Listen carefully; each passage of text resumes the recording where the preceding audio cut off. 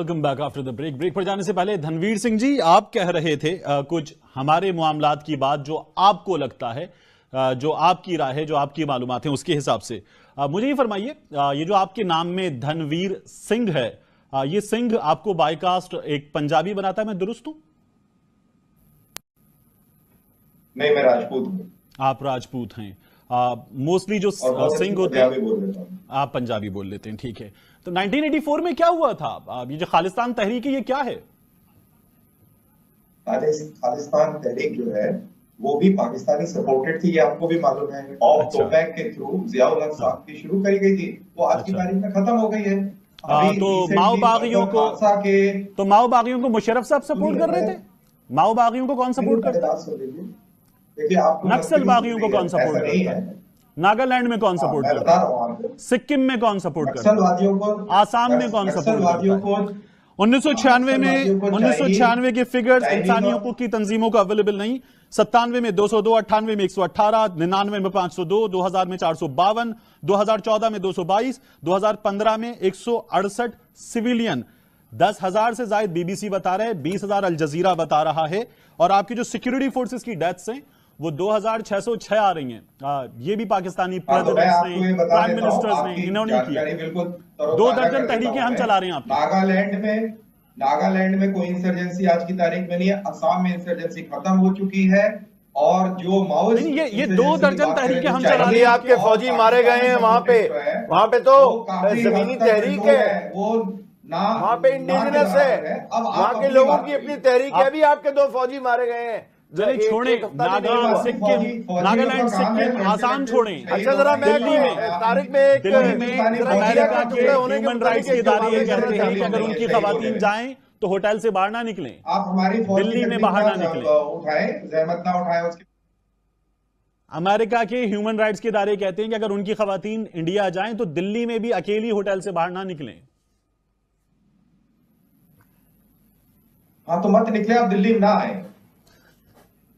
अमरीकियों को भी कहेंगे दिल्ली ना आए। देखें, बात सुनिए तारिक, मैं जरा थोड़ी वजाहत कर दूं। कर्नल साहब का जवाब ले लें। धनवीर जी, जनरल साहब का जवाब ले लें। मैं ये वजाहत करूं। देखें, ये जो इल्जाम आता है कि पाकिस्तान दहशतगर्दी करवा रहा है, पठानकोट का वाकया हुआ, खुद इनके अपने आईजीएफ जो इनके इंस्पेक्टर जनरल बीएसएफ है, उन्होंने कहा जी कोई क्रॉसिंग यहां से नहीं हुई। फिर इनका नेशनल इन्वेस्टिगेशन एजेंसी के हेड है, उन्होंने बयान दिया एक टेलीविजन इंटरव्यू में, उन्होंने कहा कि जी कोई पाकिस्तान का अदारा या पाकिस्तान की गवर्नमेंट इसमें शरीक नहीं है। फिर आप ये देखिए कि हमारी टीम गई, उन्होंने जाके देखा वहां पे और उन्होंने कहा जी एक भी ऐसा कोई सबूत नहीं है जिस पे हमें इल्जाम दिया जा सके। फिर हमने तहकीकात की और उस तहकीकात के दौरान हमें पता चला कि ये अभी ड्रामा जो है ये गुजरात में भी होने वाला है। चुनाचे हमने, हमारे नेशनल सिक्योरिटी एडवाइजर ने 6 नाम भी बताए कि ये लोग हैं जो वहां पे करेंगे ये ड्रामा। अगर हम करवा रहे होते, हम अपने लोगों को क्यों मरवाते, क्यों पकड़वाते?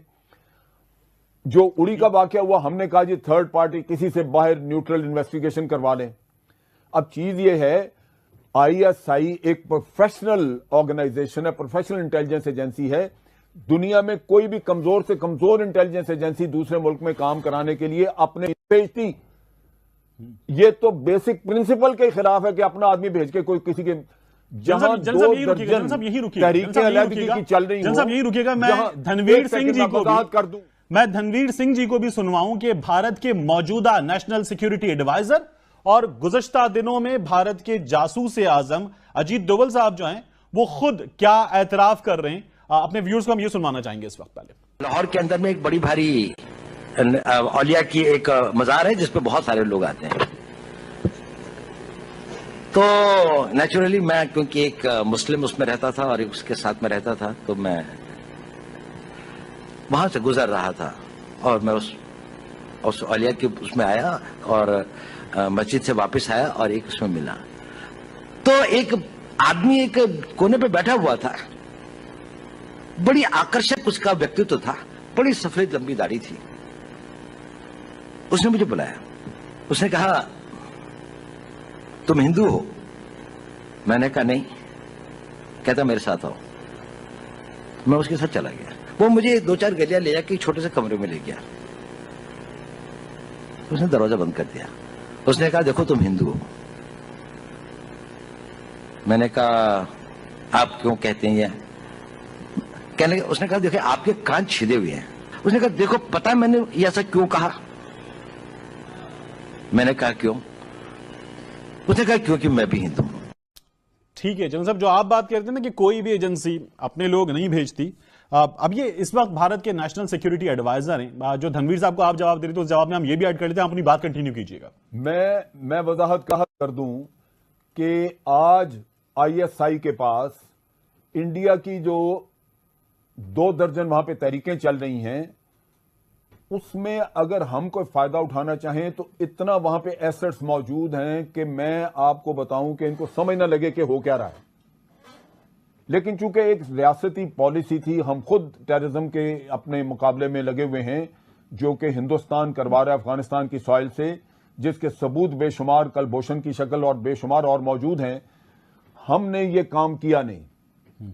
मैं दावे से कहता हूं कि आज भी अगर आईएसआई ये काम करना चाहे, हिंदुस्तान जैसा मुल्क जो बिल्कुल शीशे के घर में रहता है, जहां अलहदगी की तहरीकों की भरमार है, 2 दर्जन प्लस, जहां गुर्बत बहुत है, जहां आदमी खरीदना बड़ा आसान है, जहां भूखे नंगों की तादाद में इतनी वाफर है कि आपको कोई मसला नहीं है किसी आदमी को वहां पे उसको साथ मिलाने का, तो मैं आपको बिल्कुल, मैं इंटेलिजेंस में रह चुका हूं, मैं आपको लिख के देता हूं और वाज़ेह बताता हूं कि हिंदुस्तान वो दिन याद करे जिस दिन वाकई आईएसआई वहां पे काम करना शुरू कर दे और इनको समझ लग जाए।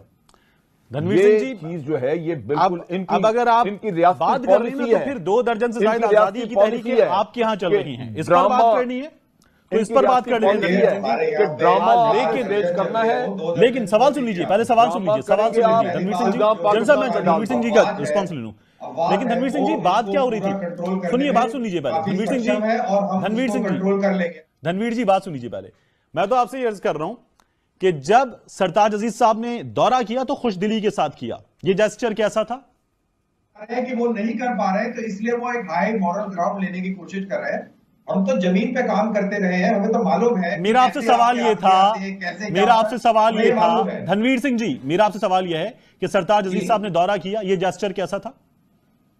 लेकिन एक मेरी बात सुनिए जो मैं कहना चाहता हूं। धनवीर सिंह जी मेरा आपसे सवाल है, धनवीर सिंह जी मेरा आपसे सवाल है कि सरताज अजीज साहब ने दौरा किया हार्ट ऑफ एशिया कॉन्फ्रेंस के लिए, ये कैसा जेस्चर था? पहले आपको ये बता, आपको मेरे को ये बात, मेरी बात सुननी पड़ेगी। मैं एक हिंदू हूं और मैंने एक किताब पढ़ी अभी रिसेंटली, द फर्स्ट मुस्लिम।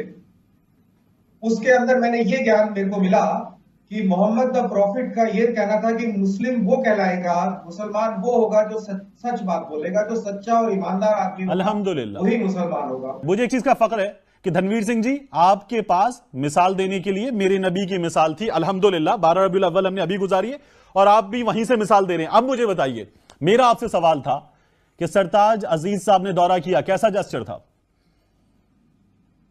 सरताज अजीज साहब ने दौरा किया, वो उनके लिए बहुत खिसियाना जेस्चर रहा। उनको अफगानिस्तान ने बहुत लताड़ लगाई, हिंदुस्तान ने भी उनको काफी लताड़ा और सबने ये बोला, आप लोगों ने उनको मीडिया से बात करने नहीं दी, आप लोगों ने उनको मीडिया से बात करने नहीं दी, जैसा बोला कि हमने पता नहीं कितने $मिलियन सवाल का जवाब दे दीजिए। आप सवाल से भागेंगे कोई कुछ हासिल नहीं होगा, सवाल से भागेंगे कुछ हासिल नहीं होगा, सवाल से भागेंगे कुछ हासिल नहीं होगा, सवाल से भागेंगे कुछ हासिल नहीं होगा। आपने उनको मीडिया से बात करने नहीं दी, कैसा जेस्चर था? आपने उनको मीडिया से बात करने नहीं दी, कैसा जेस्चर था? बिल्कुल वैसा ही जेस्चर था जैसा कि राजनाथ सिंह जब इस्लामाबाद में आए थे, जैसा आपने उनको जेस्चर दिया वैसा ही था, बल्कि और भी कड़ा जेस्चर दिखाया। आप लोगों ने, राजनाथ सिंह जी खुद चले गए, आप लोगों ने तरीके से बर्ताव करना चाहिए था जिस प्रकार से पाकिस्तानियों ने, आप लोगों ने, हमने उनको लाइव अपने पूरे टीवी पर अपनी पूरी कौम को दिखाया, पूरी दुनिया को दिखाया। आप लोगों ने सार्क कॉन्फ्रेंस तबाह कर दी, सार्क बायलैटरल नहीं था। 2013 में और धनवीर सिंह जी आप सवाल से ना भागे ना। बांग्लादेश, हिंदुस्तान और अफगानिस्तान, हम तीनों ने ये स्टैंड लिया है। अरे हुजूर, हिम्मत थी, आते सबूत देते दुनिया को बताते, आते सबूत देते दुनिया को बताते, आते तो सही, हिम्मत होती तो आते। तब तक ये सारी चीजें बेईमानी है। और तारिक पीरजादा साहब, आपका जवाब। पाक के अंदर कोई भी तारिक पीरजादा साहब, आपका जवाब। डेवलपमेंट का काम हो, पाकिस्तान हमेशा उसमें कर्नल साहब 1 मिनट जरा मुझे मौका दें, 1 सेकंड। देखें तारिक, बात यह है कि असल में कमर जावेद बाजवा नए चीफ ऑफ स्टाफ हो, नवाज शरीफ हो, पाकिस्तान के अवाम हो या दानिश्वर हो, ये वक्त आ गया है कि भारत के 10 की बजाय 50 टुकड़े करने पर काम शुरू कर दें, क्योंकि भारत ने आपके 10 टुकड़े करने के लिए काम शुरू किया हुआ है। अगर आप इसी तरह मोहब्बत की पीगे बढ़ाने की बातें करते रहे, ये जो कर्नल साहब के मुंह से नफरत निकल रही है, ये उनकी सच्ची सोच की अक्कासी है। ये पाकिस्तान के दुश्मनों का एक डेरा है जो दिल्ली में लगा हुआ है। आप मोदी को दुश्मन समझिए। मोदी ने 2000 मुसलमानों का कत्लेआम किया था, अमेरिका ने उस पर पाबंदियां उस दहशतगर्द पर लगाई थी। तो आप याद रखें कि आसाम से लेकर कश्मीर तक आपने भारत का तो खात्मा करना ही करना है, और कश्मीर की तहरीक आजादी, वो तो तहरीक आजादी हिंदो पाक का हिस्सा है, उसको तो मुकम्मल करना आपका शरन फर्ज है। अगर आप नहीं कर रहे हैं, ठीक है, तारिक पीरजादा साहब।